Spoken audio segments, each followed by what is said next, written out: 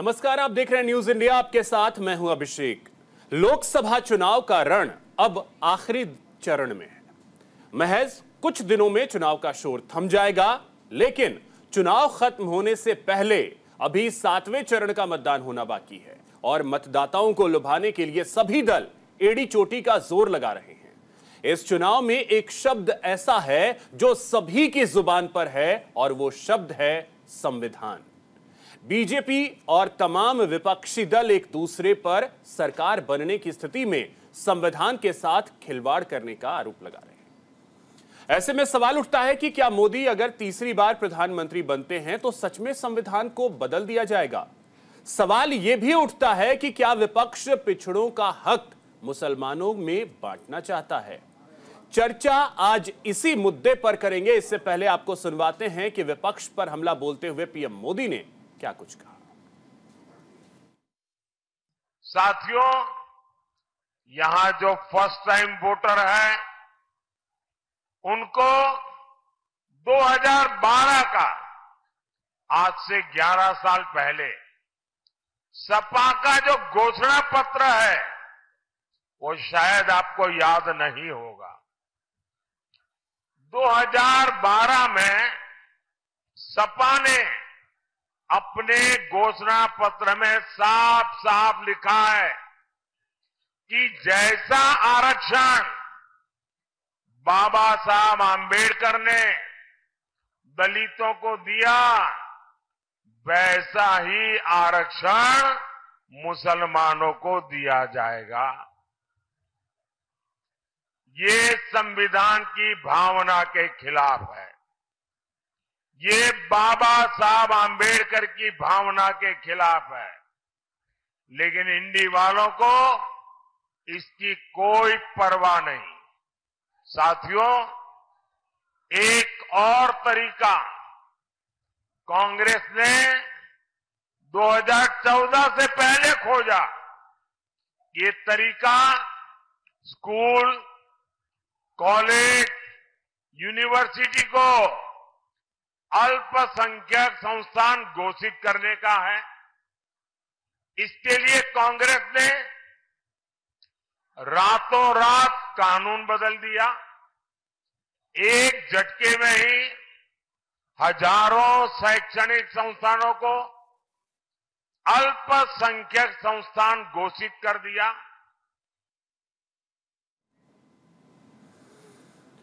तो चलिए चर्चा इसी मुद्दे पर करेंगे। हमारे साथ एक बड़ा गेस्ट पैनल है। सबसे पहले परिचय करवा दूं, हमारे साथ डॉक्टर प्रीति शेखर जी हैं, प्रवक्ता हैं बीजेपी की। प्रीति जी, बहुत स्वागत आपका। जेबा खान हमारे साथ हैं, प्रवक्ता हैं कांग्रेस की। जेबा जी, बहुत स्वागत आपका। अश्विनी दुबे जी हमारे साथ हैं, वरिष्ठ अधिवक्ता हैं सुप्रीम कोर्ट के। अश्विनी जी, बहुत स्वागत आपका। निपुण आलमबाइन जी हमारे साथ हैं, राजनीतिक विश्लेषक हैं। निपुण जी, बहुत स्वागत। साथ ही राजलक्ष्मी जोशी जी हमारे साथ हैं, राजनीतिक विश्लेषक हैं। राजलक्ष्मी जी, बहुत स्वागत आपका न्यूज इंडिया पर। निपुण जी, सबसे पहले आज आपसे चर्चा की शुरुआत करेंगे। प्रधानमंत्री नरेंद्र मोदी या तमाम विपक्ष बात लगातार संविधान की कर रहा है। ये तो बात अच्छी है कि संविधान की बात हो रही है, लेकिन बात बदलने की हो रही है, बात संविधान को खत्म करने की हो रही है। इसे किस तरीके से समझें? देखिए अभिषेक जी, आपने बड़ा अच्छा प्रश्न किया और मुद्दा बहुत अच्छा है। पहले तो आपको बधाई। क्या है, देखिए, अगर हम इस मुद्दे की बात करते हैं संविधान में परिवर्तन करने की, बदलाव करने की, जब भाजपा के कुछ जो प्रतिनिधि थे, उम्मीदवार थे, उन्होंने चर्चा की, उसके बाद प्रधानमंत्री जी को, गृह मंत्री जी से पूछा गया कि भाई क्या आप संविधान में परिवर्तन करने वाले हैं। उन्होंने कहा ऐसा कोई हमारा इरादा नहीं है, ना हम ऐसा करने वाले हैं। पहली बात। दूसरी बात, सरकार के 10 साल कार्यकाल हो चुके हैं। हम ये बात मान सकते हैं कि 2014 से 2019 के बीच में राज्यसभा के अंदर इनका पूरा बहुमत नहीं था, तो तब ये संविधान में परिवर्तन करने में सक्षम नहीं थी सरकार। लेकिन 2019 से लेकर 2024 का जो 5 साल का कार्यकाल रहा, ये लोकसभा में भी और राज्यसभा में भी बहुमत में थे। चाहते तो संविधान बदल सकते थे, लेकिन उन्होंने संविधान नहीं बदला।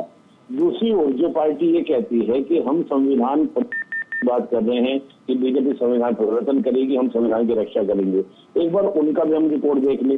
उनका रिपोर्ट देखते हैं तो 4था संविधान संशोधन, 24वां संविधान संशोधन, 39वां संविधान संशोधन, 42वां संविधान संशोधन, ये ऐसे संशोधन थे जिन्होंने संविधान की आत्मा को तार तार कर दिया था। स्थिति ये हुई थी कि न्यायपालिका को बीच में आना पड़ा और केशव भारती केस के अंदर मौलिक ढांचे की अवधारणा को देना पड़ा ताकि संविधान की भावना के साथ छेड़छाड़ ना हो। दूसरी बात, पहले हमारे यहाँ पर जब ये बात करते हैं तानाशाही की, दो बातें मैं आपको कहूंगा। जब हम बात तानाशाही के कहते हैं कि तानाशाही आ जाएगी, तानाशाही आने के दो आधार हैं। पहला आधार, जब जो हमारे सरकार के मेन 3 अंग हैं, विधायिका, कार्यपालिका, न्यायपालिका, वो इंडिपेंडेंटली काम ना करें, यानी कि वो पृथककरण के सिद्धांत पे काम ना करें। और दूसरा, जो नीतियां हैं वो लोगों के लिए ना हो, लोक नीति हमारे यहाँ ना बने। क्या हमारे यहाँ सुप्रीम कोर्ट स्वतंत्र रूप से काम नहीं कर रहा आज की तारीख में? आप देखिए, इलेक्टोरल बॉन्ड का डिसीजन दिया, सरकार ने इसको स्वीकार किया। हम देखें बहुत सारे मैटर, आप देखें सुप्रीम कोर्ट इंडिपेंडेंटली काम कर रहा है, सुप्रीम कोर्ट पर किसी तरह का कोई भी कंट्रोल सरकार का नहीं है। 1975 की हम बात करते हैं, राजनारायण केस के अंदर सुप्रीम कोर्ट पर इतना दबाव था कि सुप्रीम कोर्ट को यह तक कहना पड़ा कि जो लोगों का जीने का अधिकार आर्टिकल 21 के तहत वो तक छीना जा सकता है इमरजेंसी के दौरान। तो जो पार्टी आज ये बात करती है कि हम संविधान की रक्षा करेंगे, उनका तो इतिहास ये रहा है कि उन्होंने संविधान को तार तार किया और न्यायपालिका को मौलिक ढांचे के सिद्धांत को देना पड़ा कि भैया बस करो, संविधान की मूल भावना को आप तार तार मत करो। तो किस आधार पर? मेरा सिंपल सा प्रश्न है कि 10 साल में एक काम ऐसा बताइए सरकार का, मोदी सरकार का, जो इन्होंने संविधान के अगेंस्ट किया हो, संविधान के विरोध में किया हो, तो मैं जानूं कि हाँ भाई ये बात है। हवाबाजी नहीं, तथ्यों में बात करें, कुछ प्रमाणिकता में बात करें, मुझे पता है, मैं मानने को तैयार हूं कि हाँ भाई ये कार्य हुआ है। और ये जो हमने देखा है कि मुसलमानों के लिए अलग से आरक्षण, जी, ये पार्टियां क्यों, मतलब क्या सोच करके, क्या सिर्फ मुसलमानों को वोट बैंक बना करके रखना है, यही नियत है? अभिषेक जी, मैं आपका प्रश्न समझा। मैं ये समझना चाह रहा था कि मुसलमान मुसलमान मुसलमान लगातार होता रहा है और मुसलमानों को अलग से आरक्षण देने की बात पार्टियां कर रही हैं। क्या ये सिर्फ और सिर्फ मुसलमानों को वोट बैंक बना के रखने की नियत है? क्योंकि ये दे पाना तो संभव नहीं है। हाँ, अभिषेक जी देखिए, दो बातें इसमें हैं। पहली बात तो ये है कि क्या भारत का संविधान धर्म के आधार पर आरक्षण की बात करता है? ऐसा कहीं भी प्रावधान नहीं है। हमारे यहाँ सामाजिक और शैक्षणिक आधार पर आरक्षण की बात है और भारतीय समाज जातिगत आधार पर विभाजित था, इसलिए अम्बेडकर जी ने इसको जातिगत आधार पर रखा। पहली बात। दूसरा, क्या मुसलमान यानी कि इस्लाम के अंदर क्या जाति व्यवस्था है? जो हम ये कहते हैं कि इस्लाम के अंदर जातिगत व्यवस्था, अगर ये मानते हैं कि भारत की जाति व्यवस्था के अकॉर्डिंग हमने मुसलमान में भी जाति व्यवस्था मान ली है, तो मैं ये कहता हूँ फिर आपका आर्टिकल 44 को लागू करने में क्या दिक्कत है? अगर हम ये कहते हैं कि हम सऊदी के अकॉर्डिंग सिस्टम नहीं देख रहे हैं, हम भारत के अकॉर्डिंग जाति व्यवस्था देख रहे हैं, तो फिर भारत के अकॉर्डिंग आपका यूनिफॉर्म सिविल कोड भी मानना चाहिए। ये कौन सा तर्क हुआ, कौन सा तर्क कि जब आपको हुआ, आवश्यकता मिल रही है, आपको जरूरत पड़ रही है, आपको वोट बैंक बनाना है, आपने दे दिया। आप कहिए कि ठीक है, हम भारतीय व्यवस्था के अकॉर्डिंग आर्टिकल 44 भी भारतीय संविधान के अकॉर्डिंग लाने को तैयार है। फिर ये पर्सनल लॉ से चलेंगे, कृष्ण का अलग, आपका इस्लाम का अलग, हिंदू का अलग, सबका एक होना चाहिए, यूनिफॉर्म सिविल कोड होना चाहिए। तो मुझे लगता है कहीं ना कहीं ये दोगलापन है, चित अपनी पट अपनी, और दोनों चीजों को अपने मोड के हिसाब से, अपनी सुविधा के अकॉर्डिंग ये पार्टियां क्या अपने अकॉर्डिंग लाने को तैयार कर रही है और मुस्लिम को कहीं ना कहीं वोट बैंक का यूज कर रहे हैं। ठीक है ज़ेबा जी, क्या ये वाकई में हकीकत रही है कि आज तक मुसलमानों को सिर्फ एक वोट बैंक के तौर पर देखा जाता रहा है? आप देखिए, समाजवादी पार्टी के मैनिफेस्टो जिसका जिक्र प्रधानमंत्री ने किया, वहां भी यही चीज दिखाने की कोशिश की थी कि मुसलमानों को अलग से कोटा दिया जाएगा। देखिए, सबसे पहले तो मैं ये बोलना चाहूंगी, अभी हमारे जो अभी बोल रहे थे, मतलब सोचिए कितना खराब बात है, शर्म की बात है कि वो भाजपा का सपोर्ट करते करते अब्यूज कर रहे हैं नेशनल चैनल पर बैठ कर। अभिषेक जी, आपने उसमें इंटरप्ट भी नहीं किया और उन्हें ये भी नहीं समझाया कि की गरिमा को बनाई रखी जाए। और इस तरह का महिलाएं बैठी हैं पूरे देश के सामने, आप क्या बोल रहे हैं, किस तरह का इस्तेमाल कर रहे हैं? थोड़ा सा तो गरिमा को बना कर रखिए बेटी, थोड़ा सा तो शर्म कीजिए। ज़ेबा जी, अगर ऐसा कोई भी शब्द होगा, ऐसी कोई भी चीज होगा, मैं पहले रोकूंगा। आप निश्चिंत रहिए उस चीज के लिए। नहीं करना चाहती, देख सकते हैं कि इन्होंने क्या शब्द का मैं ये जानना चाहता हूं कि क्या वाकई में मुसलमानों को वोट बैंक बना करके रखने? नहीं सर, पहले अभिषेक जी आप इनसे बोलिए कि माफी मांगे। महिलाएं सामने बैठी हुई है, महिलाओं के सामने बैठ कर आप अभिषेक कर रहे हैं। ये आपकी मानसिकता है, बीमार मानसिकता।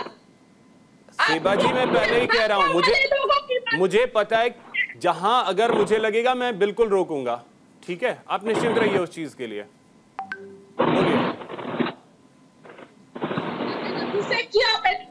ये होते तो मुझे बोलने की जरूरत नहीं पड़ती। आप खुद सोचिए, सब समाज के नागरिक है और सबसे समाज के नागरिक, और वो भी चैनल पर बैठकर हम अब्यूज कर रहे हैं देश के सबसे बड़े विपक्षी पार्टी को।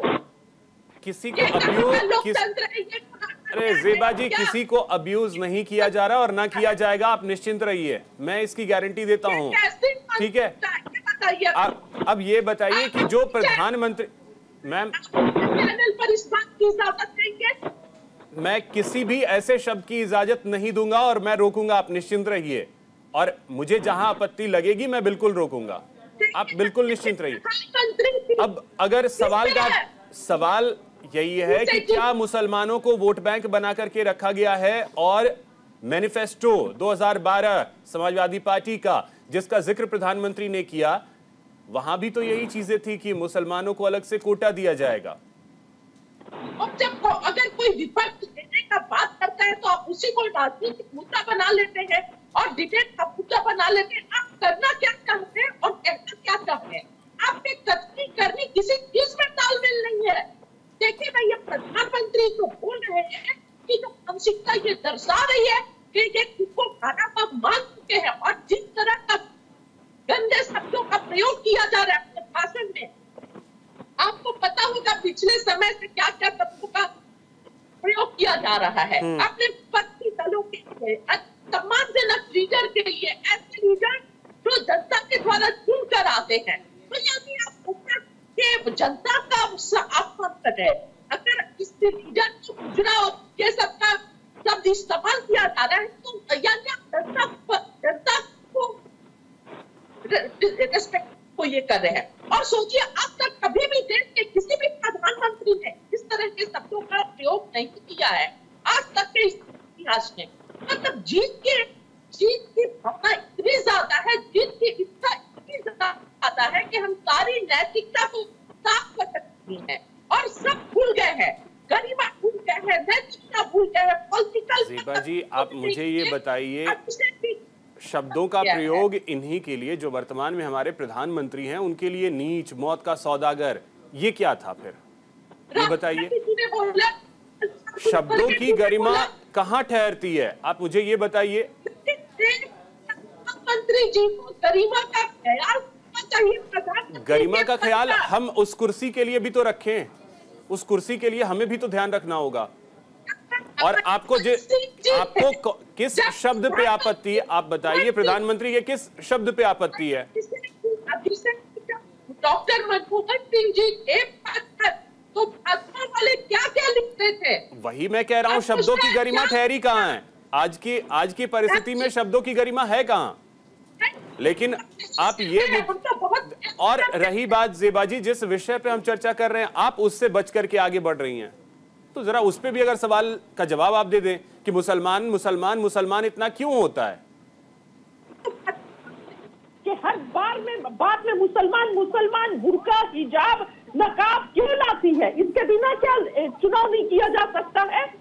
अगर कोई अपने मैनिफेस्टो में कुछ दे रहा, आप उससे ज्यादा दे दीजिए, लेकिन उसको मुद्दा बनाकर डिबेट करना, इसका क्या मतलब? आप देश को क्या दिखाना चाह रहे हैं, क्या बताना चाह रहे हैं?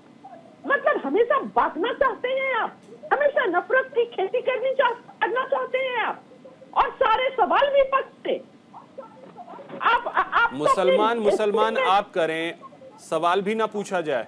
भाजपा करती है, बिना मुसलमान किए भाजपा लड़ नहीं सकती है। लेकिन सही बात है, कर्नाटक में आप अलग से कोटा देने की कोशिश करें, उसके बाद फिर समाजवादी पार्टी ये कहे कि अलग से हम कोटा दे रहे हैं, तो फिर सवाल किससे पूछा जाए? प्रधानमंत्री मोदी जी भी पिछले कुछ दिनों पहले कहीं पे स्पीच दे रहे थे, मैंने सुना था, जिसमें बोल रहे थे कि जब गुजरात में थे तो आप देखिए हमने मुसलमानों के लिए बहुत किया, आज तक किसी ने इतना नहीं किया, बिना भेदभाव के किया। तो उस बात को तो मुद्दा नहीं बनाया जा रहा है, अब देश को बता रहे हैं। तो वो तो यही कह रहे हैं, सबका साथ सबका विकास, वो तो सबकी बात कर रहे हैं। अगर वो कोई दूसरी पार्टी विपक्ष वाला सबका साथ निपुण जी आ रहा हूं। करने की बात कर रही है तो फिर तकलीफ क्यों होता है? ठीक है प्रीति जी, आप लोग बिना मुसलमान किए आप कर रहे हैं तो चमत्कार, और वो करे तो गलत हो गया। ठीक है प्रीति जी, आप लोग बिना मुसलमान हिजाब ये सब किए बिना चुनाव ही नहीं जीत सकते हैं। अभिषेक जी, ये बात मुझे तो विपक्षी प्रवक्ताओं के मुंह से तनिक भी अच्छी नहीं लग रही कि जिस चीज को वो स्वयं आगे ला रहे हो, मुसलमान जो विपक्ष कर रहा हो, पूरा इंटी अलायंस कर रहा हो और आरोप वो भारतीय जनता पार्टी पर लगा रहा हो। अब आप देखिए कि अभी की जो चर्चा हो रही है वो चाहे संविधान के ऊपर हो रही है और बात तो हो रही है मुसलमानों की। तो मैं पहले संविधान पर जाना चाहती हूँ कि पहली बार संविधान को खतरे में किसने डाला था। वो पूरे देशवासियों को पता है कि इंदिरा जी ने आपातकाल लागू करके इस देश के नागरिकों के आम उनके अधिकार है, उनके जो मौलिक दायित्व है उनको नष्ट करने का काम किया था। यहाँ तक कि उन्होंने संवैधानिक संस्थाओं को बंद कर दिया, लोकतंत्र की आजादी उनसे छीन ली और यहाँ तक कि देश की स्वतंत्रता को भी नष्ट करने का काम इसी देश में कांग्रेस की सरकार इंदिरा गांधी जी के ने किया है। और ये लोग कहते हैं कि भारतीय जनता पार्टी संविधान खत्म कर देगी। मैं तो दावे के साथ कहती हूँ कि हम तो 2019 में 303 सीटों के साथ है और एनडीए तो इनसे ज्यादा सीटों के साथ हम सत्ता में है। उसके बावजूद भी आप बता दें कोई उदाहरण देकर कि भारतीय जनता पार्टी ने एनडीए ने कोई भी संविधान पर कोई भी प्रश्न चिन्ह डाला हो, बल्कि हमारे प्रधानमंत्री की तो डंके की चोट पर कहते हैं कि अब डॉक्टर भीमराव अम्बेडकर जी भी यदि आ जाए तो भी संविधान को नहीं बदल सकते हैं। इतना बड़ा आत्मविश्वास है। लेकिन प्रीति जी देखिए, चुनाव प्रचार के दौरान जब चुनाव चल रहा था, इस दौरान आप ही के कई बड़े नेताओं ने ये कहा है कि हमें 400 इसीलिए चाहिए कि हम संविधान में संशोधन करेंगे या बदलेंगे। ये तो आपके नेता, बड़े नेता कहते रहे। किसी भी नेता ने कहा है, वो न प्रधानमंत्री थे न तो पार्टी के प्रवक्ता थे। और जब प्रधानमंत्री खुद से आकर कह रहे और इन्होंने निष्ठा अपने कार्यकाल में करके दिखाया है, उन्होंने अपने अच्छे अच्छे कार्यों के माध्यम से लोगों का दिल जीतकर संविधान नहीं बदला है, तो अब प्रत्यक्ष प्रमाण की कोई आवश्यकता नहीं। वहीं दूसरी तरफ देखिए कि इंडी अलायंस के सभी घटक दलों ने क्या किया, बिहार से प्रारंभ कर अभी हाल में राजद के सुप्रीमो लालू प्रसाद यादव जी जो अभी बेल पर है तो स्वास्थ्य लाभ ले रहे हैं, लेकिन चुनाव के लिए वोट बैंक की खातिर वो इतने कटु वचन बोलते हैं कि सारा का सारा आरक्षण मुसलमानों को मिलना चाहिए। अब आप आ जाइए कर्नाटक की तरफ, वहाँ पर धर्म के आधार पर क्या हमारा संविधान किसी को धर्म के आधार पर आरक्षण देने की बात करता है क्या? लेकिन कर्नाटक में ओबीसी और एससी का आरक्षण खत्म करके उसको अल्पसंख्यकों को देने का काम किया। अब मनमोहन शासनकाल में देखो उन्होंने क्या किया, सब विश्वविद्यालयों को कई शैक्षणिक संस्थानों को अल्पसंख्यक संस्थान का दर्जा दे दिया। अब आप आ जाइए पश्चिम बंगाल में, वहाँ पर 70 से ज्यादा मुसलमान की जातियों को ओबीसी का आरक्षण का लाभ दिया जा रहा है। क्या गैर संवैधानिक है? क्या ये आरक्षण खत्म करने की साजिश नहीं है? क्या ये संविधान पर प्रहार करने की कोशिश नहीं है? तो सारा का सारा एंटी अलायंस के लोग कर रहे हैं।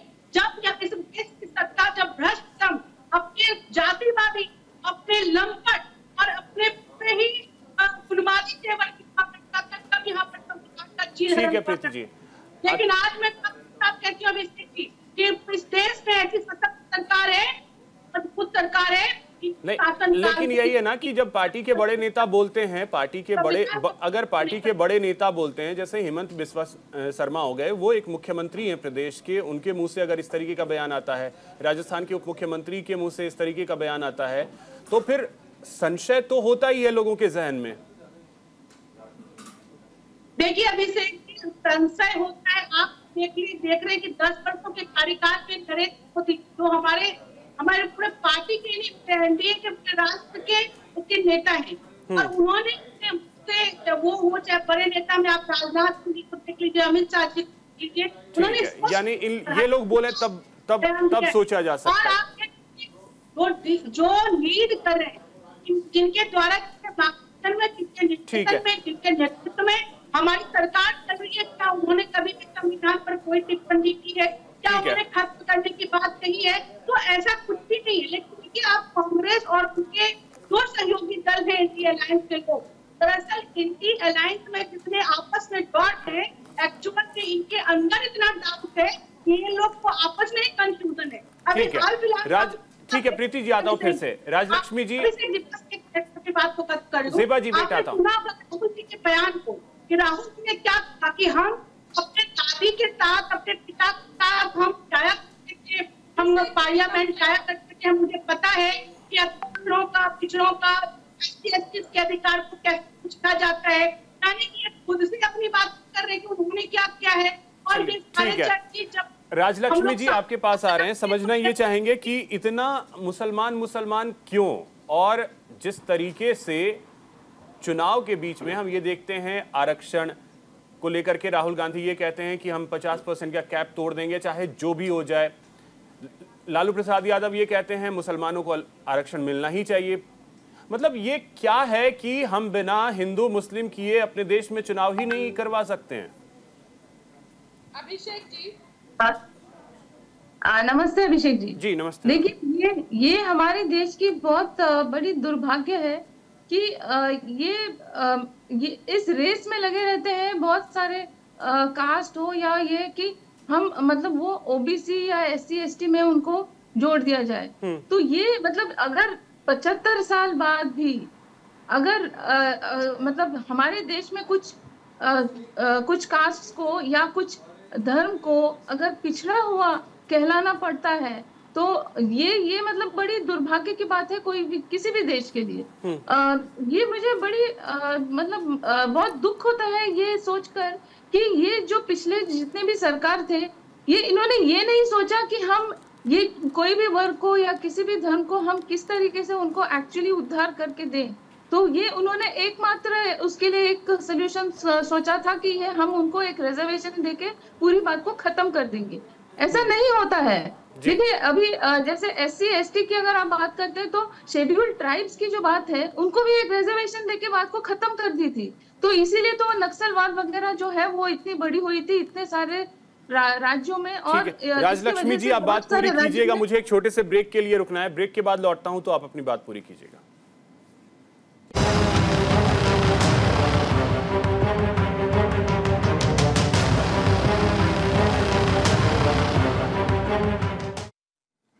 ब्रेक के बाद एक बार फिर से आप सभी का स्वागत है। तो इस बार के चुनाव में घमासान मचा हुआ है संविधान पर, घमासान मचा हुआ है आरक्षण पर, हम इसी पे चर्चा कर रहे हैं। राजलक्ष्मी जी जल्दी से बात पूरी कीजिए।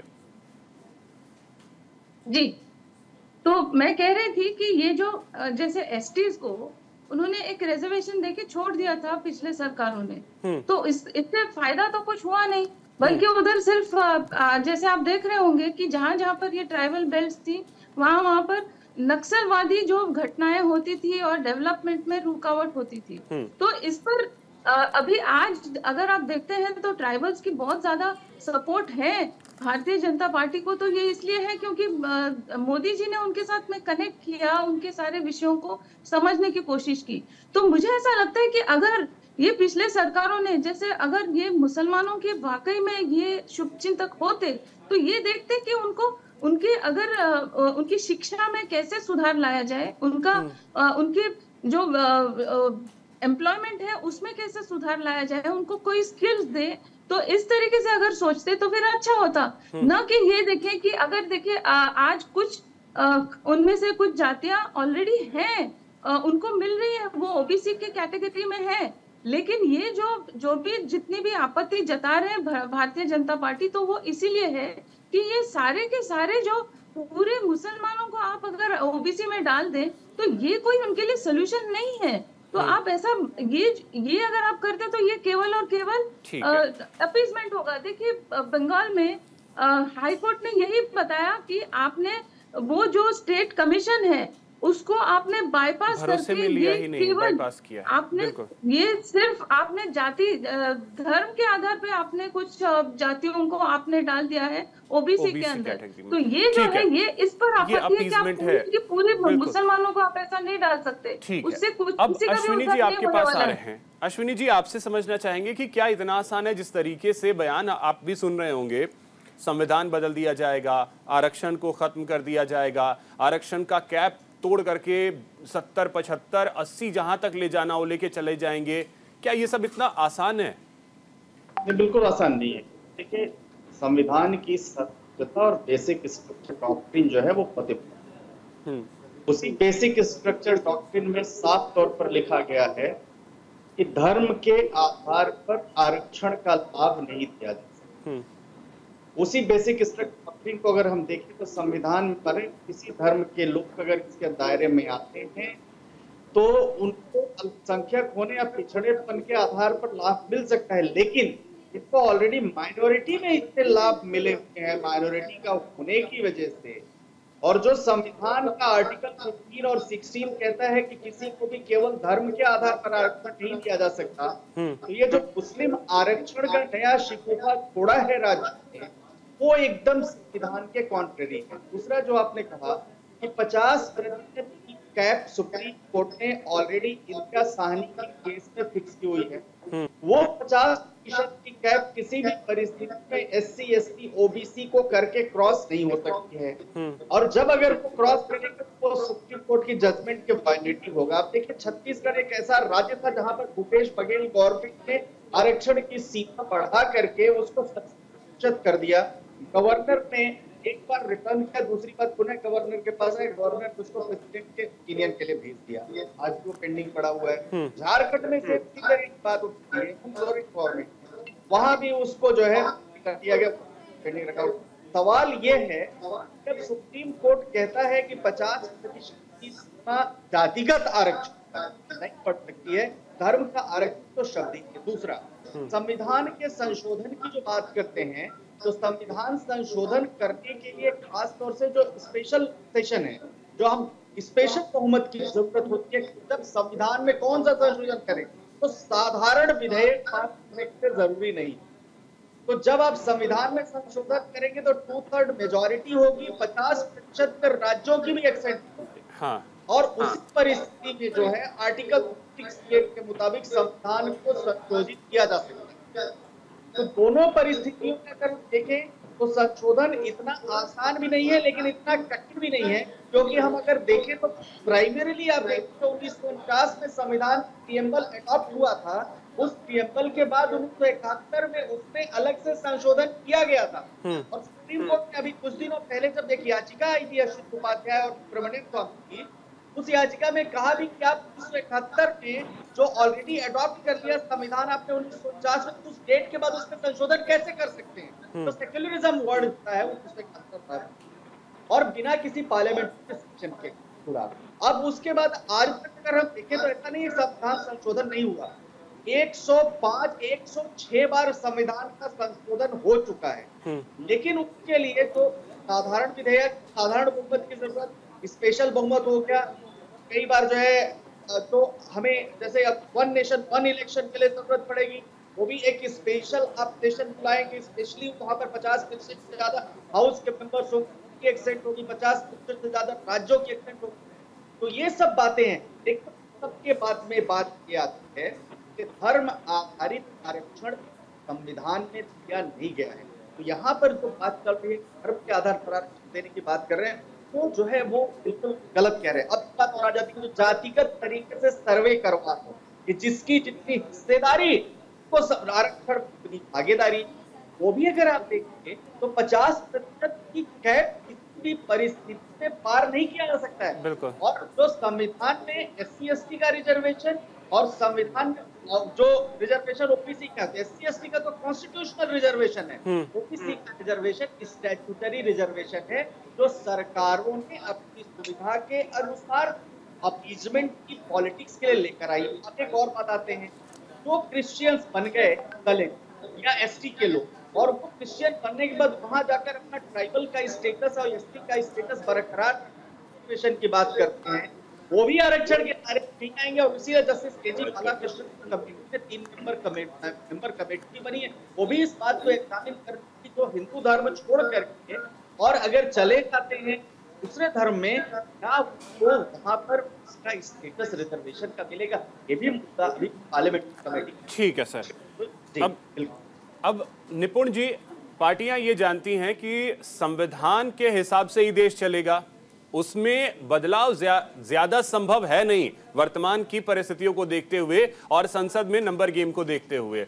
तो क्या एक आसान सा विकल्प यही होता है कि ओबीसी को जो मिला हुआ है आरक्षण, उसमें आप मुसलमानों को शामिल कर दो, उससे बेहतर विकल्प और कुछ नहीं होगा?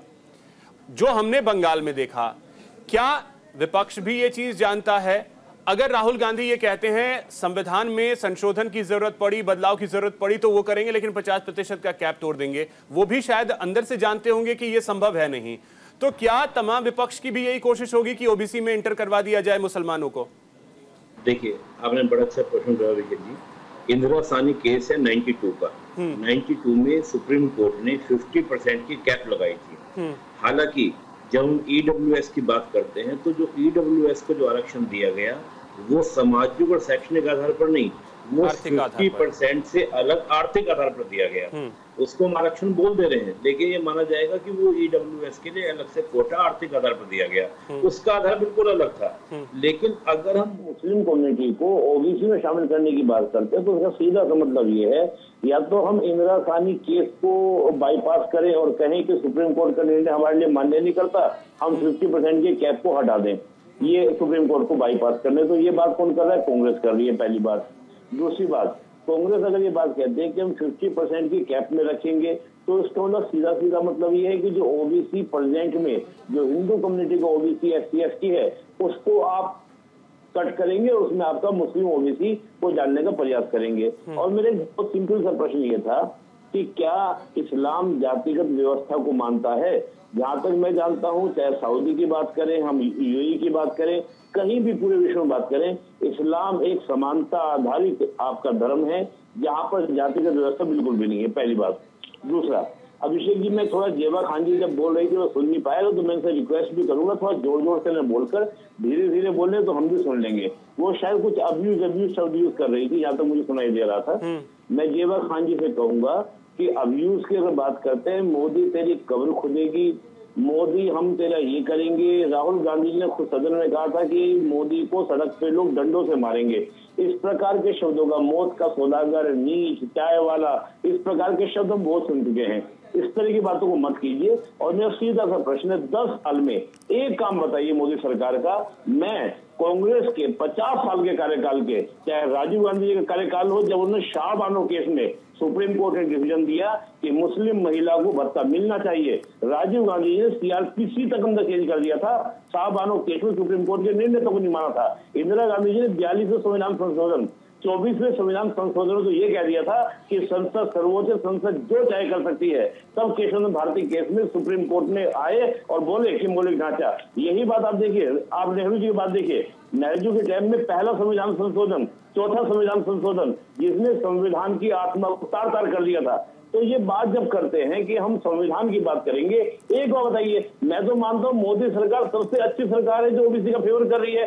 मोदी सरकार ने ही ओबीसी को क्या दिया है? संवैधानिक आयोग का दर्जा दिया है। ये तो वो सरकार है कांग्रेस की, कालेलकर आयोग की रिपोर्ट को लागू नहीं किया, मंडल आयोग की रिपोर्ट को लागू नहीं किया। 1990 में मंडल आयोग की रिपोर्ट को लागू किया, बाद में वो भी किसने? VP सिंह सरकार ने। तो ये जो बात कर रहे हैं कि हम ओबीसी के हिमायती हैं, हम SC/ST की हिमायती हैं, एक काम तो बताएं कि मोदी सरकार ने 10 साल में ये किया है। दूसरी बात, जब ये कहते हैं संविधान बदलने की, भाई मोदी जी अगर ये कहते हैं लोकसभा में 400 पार हो रहे हैं, राज्यसभा में आज भी बीजेपी के पास, यानी कि जो आपका एनडीए गठबंधन है, जो आपका एनडीए जिसको बोलते हैं, उसके पास 120 सीटें हैं। राज्यसभा में भी आपको 140 सीटें चाहिए, 245 को 2 चाहिए। जी, इसमें एक सवाल ये भी है कि देखिए ठीक है, विपक्ष ये अगर आरोप लगाता है तो आरोप इस बिना पे है ना कि बीजेपी के कुछ बड़े नेता जो हैं वो ये कहते हैं कि हम संविधान बदलेंगे।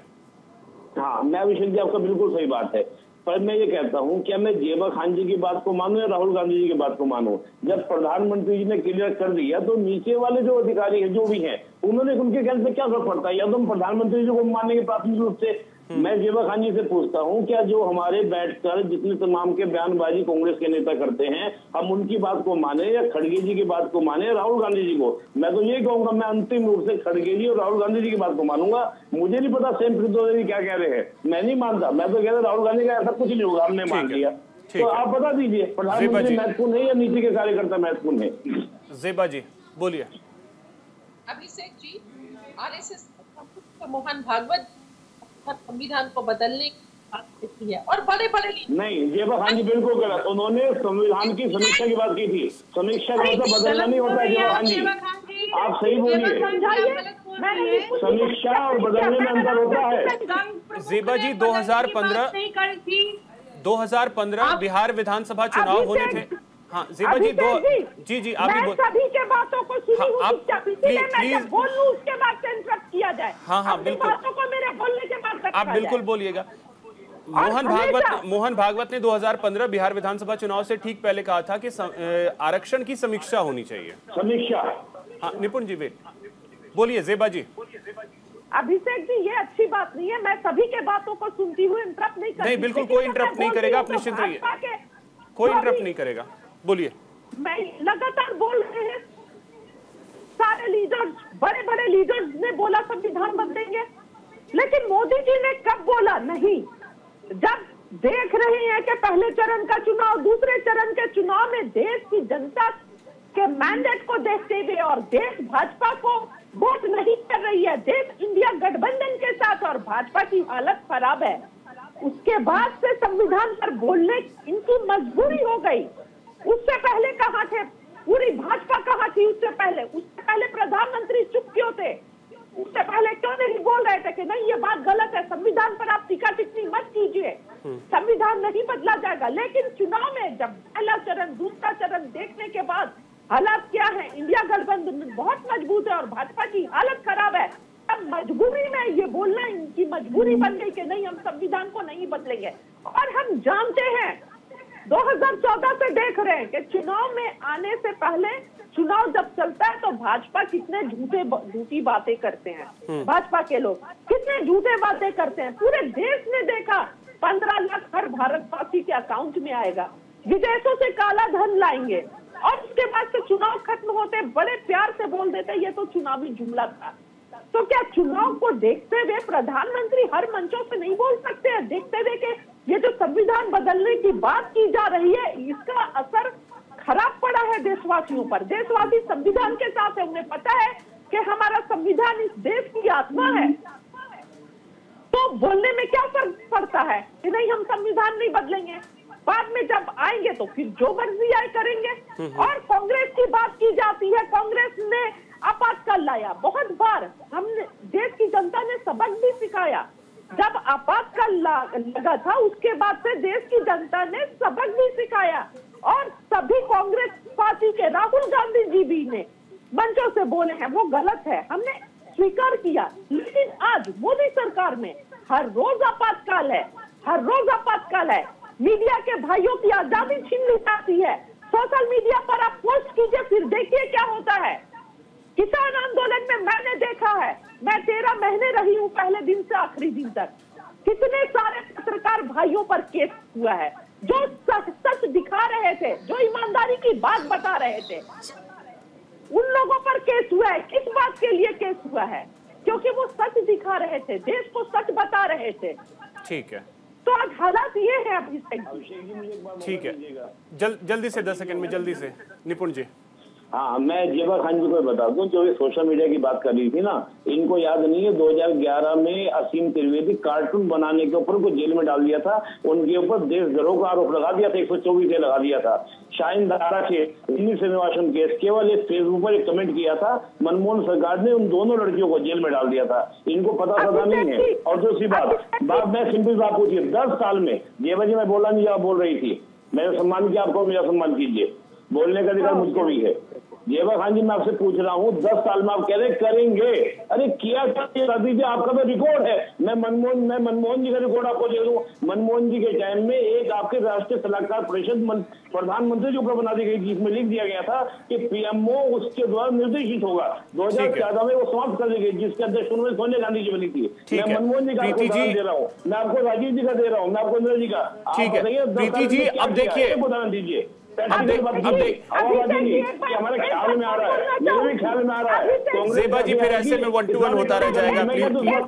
ठीक है निपुण, जल्दी से देखिए प्रधानमंत्री जी बोल रहे हैं कि आप लोगों का आरक्षण को छीनकर एक विशेष समुदाय को दे दिया जाएगा, मुसलमानों को दे दिया जाएगा, आरक्षण को बदल दिया जाएगा, देश के संविधान को बदल दिया जाएगा। हम तो वो है जो संविधान के लिए हर लड़ाई लड़े हैं। संविधान तो हमें अपनी जान से प्यारी है, ये देश हमें जान से ज्यादा प्यारा है।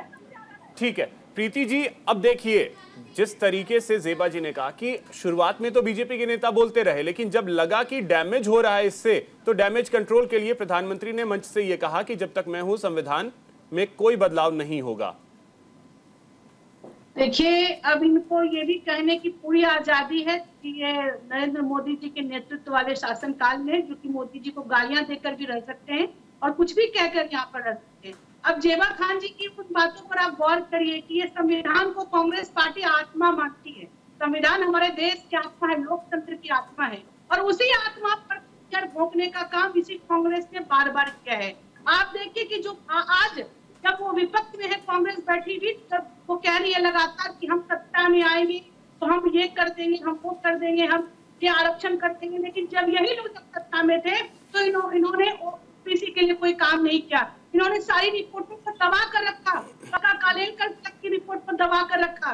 और जब भारतीय जनता पार्टी की शासन सत्ता जब आई इस देश में, तो ओबीसी को न सिर्फ संवैधानिक आयोग का दर्जा दिया गया, बल्कि शैक्षणिक संस्थानों में इन वर्गों के स्टूडेंट्स को उस आरक्षण का लाभ भी मिल रहा है और हर जगह वो अपना दाखिला ले पा रहे हैं। यह परिवर्तन भारतवर्ष में हुआ है और इन्हें ये सब दिखाई नहीं देता है। अब ये कितनी आजादी चाहते हैं, भारत तेरे टुकड़े इंशाअल्लाह ये बोलकर ये सोचा टुकड़े, अब इनको कितनी आजादी चाहिए उनके मोदी ने। प्रीति जी, लेकिन ये सवाल है प्रीति जी, सवाल ये है प्रीति जी, इतनी आजादी भी अच्छी तो नहीं ना कि अगर कोई भारत तेरे टुकड़े होंगे कह रहा है और वो आजाद घूम रहा है। फिर सवाल तो आप ही से है ना कि कैसे देश के खिलाफ बोलने वाला आजाद कैसे घूम सकता है? इतनी आजादी भी तो ठीक नहीं है। इसी बात की तो लड़ाई है कि अब देश में वैसी किसी की ताकतों को आगे बढ़ने नहीं दिया जाएगा। जो भारत के खिलाफ, भारत की अस्मिता के खिलाफ हो, जो तकिया भारत में भ्रष्टाचार बढ़ाना चाहती हूँ, किसी भी कीमत पर नरेंद्र मोदी जी ने कहा है कि न मैं खाऊंगा न मैं खाने दूंगा, और देश विरोधी शक्तियों को किसी भी कीमत पर बर्दाश्त नहीं किया जाएगा। तो टुकड़े गैंग तो आराम से घूम रहा है, कहाँ उस पर एक्शन क्या हुआ, कहाँ कुछ हुआ? कहाँ से ये लोग आज उनके साथ खड़े हो गए, जवाब देना देखिए ना कि उनकी हिमायती जो कांग्रेस है, जो आज देश भक्ति का जज्बा दिखा रही है, भारत जोड़ो यात्रा में जो निकल रही है, न्याय यात्रा पे तो उनके नेता निकल रहे हैं। आज उनको इस बात को बताने की आवश्यकता है कि वैसे लोगों को के हाथों पर सिर पर हाथ रखने वाले लोग आज कौन सी न्याय की बात कर रहे हैं। जिन्होंने जिनके धक्के में भारत के टुकड़े हो गए, जिन्होंने अपने देश की भूमि का टुकड़ा चीन को दे दिया, पाकिस्तान को दे दिया, अब वो भारत को। ठीक है राजलक्ष्मी जी, अब बोलिए। ज़ेबा जी आप बिल्कुल काउंटर कीजिएगा, रुक थोड़ा बाकी और भी मेहमान। ज़ेबा जी शासनकाल में ज़ेबा जी आप फिर ज़ेबा जी देखिए, आप फिर सुनिएगा कि मैंने काउंटर किया है या नहीं, आप खुद सुनिए, डिबेट को फिर से बैक जाकर के आप सुनिएगा। ठीक है राजलक्ष्मी जी बोलिए जल्दी से। अभिषेक जी, बात यह है कि देखिए अमेंडमेंट तो बहुत बार हुई है हमारे कॉन्स्टिट्यूशन में, और वो भी देखिए अलग अलग विषयों की वजह से हुई है, और सबसे ज्यादा फेरबदल, सबसे ज्यादा अमेंडमेंट तो कांग्रेस के कार्यकाल में हुआ है। जैसे 17 बार नेहरू जी के टाइम पे, 10 बार, 28 बार इंदिरा जी के टाइम पे इमरजेंसी हुई, और फिर जब मनमोहन सिंह जी के टाइम पे, उस टाइम पे भी 10 बार हुई, और फिर राजीव गांधी जी के टाइम पे भी हुई। तो ये जो है, जो सबसे ज्यादा फेरबदल जो हुई है वो कांग्रेस के कार्यकाल में हुई है, तो अलग अलग वजह से हुई है। तो देखिए जब ये जो बात होती है कि हम कुछ भी अगर समझे कोई एक रेवोल्यूशनरी, कोई अच्छा एक प्रपोजल होता है, जैसे फॉर एग्जांपल आप देखिए कि अगर यूसीसी लाना है तो उसमें थोड़ा सा आपको कॉन्स्टिट्यूशन में भी कुछ चेंजेस करने ही पड़ेंगे। तो ये जो है, ये समाज के सुधार के लिए अगर है कोई विषय, तो उसमें वो भी पूरे देश को साथ में लेकर उसमें जो भी है चर्चा वगैरह होके होगी ये सब। तो ये ऐसा नहीं है, देखिए हाईकोर्ट से भी, सुप्रीम कोर्ट ने भी बार बार कहा है कि जो मूल स्ट्रक्चर है कॉन्स्टिट्यूशन का उसको कोई भी नहीं बदल सकता। और इसको प्रधानमंत्री जी ने भी, हमारे गृह मंत्री जी ने भी, सबने बार बार कहा है, फिर भी ये लोग बार बार वही कहे जा रहे हैं कि ये लोग आकर आपकी कॉन्स्टिट्यूशन को बदल देंगे। तो ये इसका कोई भी स्पष्टीकरण नहीं देते कि हम किस तरीके से मुस्लिम आरक्षण देंगे। ये जो देखिए 2009 में कांग्रेस ने अपने मैनिफेस्टो में डाला था कि हमने आंध्र प्रदेश में, केरला में और कर्नाटक में जो हमने मुस्लिम आरक्षण दिया हुआ है, जो, और वो भी मैं आपको कह रही हूँ कि वो जो उन्होंने पूरा ब्लैंकेट रिजर्वेशन की बात की है, तो वो कहते कि ये पूरे राष्ट्रीय स्तर पर हम उसको लागू करेंगे। समाजवादी पार्टी ने भी 2002 में उन्होंने कहा था कि हम इस मुस्लिम आरक्षण देंगे। देखिए ममता बनर्जी ने क्या किया वेस्ट बंगाल में। तो ये सब जो है ये बिना आधार का नहीं है जो प्रधानमंत्री कह रहे हैं कि ये लोग आकर आपका, या तो अश्विनी दुबे जी अब आपके पास आ रहा हूँ। अश्विनी दुबे जी, ठीक है राजलक्ष्मी, एक बात मैं कहना चाहती थी। देखिए ये लोग बार बार कहते हैं कि ये तानाशाही हो रही है, तो जब 370 हटाया गया था कश्मीर में, तो उसमें ये हुआ था कि जो बच्चे, छोटे छोटे बच्चे जो उधर पथराव वगैरह करते थे, उनको आज रोककर उनके हाथ में कंप्यूटर दे दिया है। हाँ, वो बदलाव दिख रहा है वहाँ की। इंटरनेट उधर बंद किया, वो भी एक खास वजह से कि ये जो भी ऐसे तत्व है उनको अश्विनी जी, अब देखिए ये लोग कहते हैं तानाशाही, तो ये तानाशाही नहीं है, ये लॉ एंड ऑर्डर उधर आज स्थापित किया गया है। लॉ एंड ऑर्डर को कंट्रोल करने के लिए अगर टाइट होना पड़ता है प्रशासन को, सरकार को, तो उसकी आवश्यकता भी कहीं कहीं पड़ती है और वो जरूरी भी है। अश्विनी जी, पार्टियां भी ये जानती हैं कि वो जो कह रही हैं वो इतना आसान नहीं है और वो संभव भी नहीं है। क्या ये सिर्फ और सिर्फ हम ये माने कि सिर्फ राजनीति दिख रही है? बिल्कुल पॉलिटिकल स्टेटमेंट है। जगह जगह सेना में आरक्षण की मांग करने लगना, कभी सुप्रीम कोर्ट की वकालत में मांग करने लगना, प्राइवेट सेक्टर में मांग करने लगना। तो टैलेंट बेस्ड तो कुछ रही नहीं है ना। टैलेंट नहीं है तो आप कहीं पर, आप अगर चाहेंगे कि आपको क्वालिटी मिले तो नहीं मिलेगी। अब अंग्रेजों ने जब लागू की थी पहले आरक्षण की व्यवस्था, अभिषेक, भारत की आजादी के 20 साल पहले ही आरक्षण की व्यवस्था लागू हो गई थी। तो जो जातियां अंडर प्रिविलेज थी उनके उद्धार के लिए अनुसूचित जाति नाम से अनुसूची बनाकर लागू किया। और संविधान जब आजाद हुआ देश तो उसके बाद भारत के संविधान में जातिगत आरक्षण के लिए व्यवस्था की गई और अनुसूचित जाति और जनजाति को लाभ दिया गया। अब दोनों की जो डिफिनीशन देखेंगे तो संविधान के अनुच्छेद 341-42 में है। अब संविधान सभा ने 10 साल के लिए प्रावधान किया, कहा कि सरकारी और सार्वजनिक क्षेत्र की नौकरियों और सरकारी शिक्षण संस्थानों में एससी के लिए 15% और एसटी के लिए 7.5% आरक्षण तय किया गया था सिर्फ 10 वर्ष के लिए। और ये कहा गया था कि 10 वर्ष बाद इसकी समीक्षा होगी। क्या किसी पॉलिटिकल पार्टी ने कहा कि 10 वर्ष बाद इसकी समीक्षा होनी चाहिए? और किसी सरकार ने आरक्षण का दायरा बढ़ाते चले गए, पॉपुलेशन बढ़ती चली गई। फिर मंडल कमीशन आ गया 1980 में, मंडल आयोग की रिपोर्ट के बाद फिर कोटा बढ़ाकर 49.5% करने की सिफारिश की गई। फिर इंदिरा गांधी, राजीव गांधी की सरकारों ने इस पर ध्यान नहीं दिया, मामला जस का तस रहा। वीपी सिंह ने 1992 में लागू कर दिया। 3743 जातियों को ओबीसी में शामिल किया। मैं महत्वपूर्ण एक बात 30 सेकंड में कह के खत्म करूंगा। इंदिरा साहनी की जजमेंट में 50% की कैप देते हुए क्रीमी लेयर को डिफाइन करते हुए सुप्रीम कोर्ट ने कहा जो जातियां सफल हो गई हैं, जो जातियां खास तौर से आरक्षण के दायरे से बाहर निकालने लायक है ओबीसी में, जो सार्वजनिक क्षेत्रों में, निजी क्षेत्रों में बहुत अच्छा कर रही है, उनको आरक्षण के दायरे से निकालकर जनरल कैटेगरी में कर दीजिए। आप ये बताइए, कुछ कम्युनिटीज ऐसी हैं इस देश की, जाट हो गए, गुर्जर हो गए, यादव हो गए, इनको साहू हो गए, जायसवाल हो गए, ये तो वैसे भी फॉरवर्ड कम्युनिटी है। अब उनको भी जातिगत आरक्षण का आप लाभ दे रहे हैं, यानी जिनको रियल मायने में जरूरत है उनका कोटा लेकर के। अब अचानक से एक बात कि हम माइनॉरिटी का भी 25 से 30 के बीच में संविधान में जो अनुच्छेद में वर्णन है उसका भी लाभ लेंगे। अश्विनी जी, समीक्षा की बात तो पार्टियों ने ना की हो, लेकिन एक बार मोहन भागवत ने 2015 में किया और वहां पर बीजेपी को हार का सामना करना पड़ा था। ये भी एक बड़ी सच्चाई है। देखिए, वो बिल्कुल ठीक बात है, लेकिन सरकार बनती है तो सरकार अपने फायदे के लिए नहीं, सरकार को जनता के लिए हितों को सर्वोपरि रखना होगा। चाहे अटल जी कैसे लोगों को देखिए, उन्होंने वोट खरीदने की कोशिश नहीं की, एक वोट से उनकी सरकार गिर गई। सिद्धांत भी तो कई होते हैं। जनता का जेबा जी अब बोल लीजिए, जेबा जी बोलिए।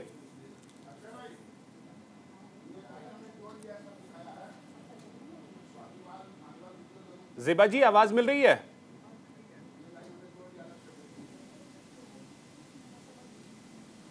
लगता है जेबा जी तक आवाज नहीं पहुंच पा रहे। निपुण जी बोलिए जल्दी से। अश्विनी ने बड़ा अच्छा बताया, लेकिन एक बात मैं बता दूं अभिषेक जी को, वो अश्विनी जी को भी क्लियर हो जाएगा और दर्शकों को भी क्लियर हो जाएगा। जो वो 10 सालों के लिए आरक्षण था, वो केवल और केवल लोकसभा विधानसभा में जो आरक्षित सीटें उनके लिए था, सरकारी नौकरी के संदर्भ में नहीं था। वो 10-10 साल करके बढ़ाया जा रहा है केवल सीटों के लिए, जो लोकसभा और विधानसभा की सीटें होती हैं उनके आरक्षण के लिए, नौकरी के लिए संदर्भ में नहीं था। बस मुझे ये कमेंट करना था जिससे दर्शकों की जानकारी ठीक है। ठीक है, जेबा जी आवाज मिल रही है अब आपको? मैम शायद आप म्यूट हैं। नहीं ठीक है, बोलिए, आप रिप्लाई करना चाह रही थी, बोलिए जल्दी से। मैं बस ये बोलना विकास के मुद्दे चुनाती है, अब करती है, दिखाना ये देश को चाहते हैं, क्योंकि पता है काम के नाम काम तो कुछ किया नहीं है। जो वादे किए थे, देश का हर समाज हर तबका दुखी है इनसे। अलग की बात है कि भाजपा के लोग आकर चैनल पर झूठ परोस दें, पर इसी देश ने कोरोना काल देखा है, प्रवासी मजदूर कैसे सड़कों पर चले हैं, ये देखा है। पीएम केयर्स फंड में देश के प्रधानमंत्री पूरे देश से पैसा समेट कर इस तरह देश की जनता को वोट दिया, आत्मनिर्भर हो जाइए, ये देश ने देखा है। कोरोना काल के बाद चलिए, तो ये अभी दिन भी जनता का चल रहा है।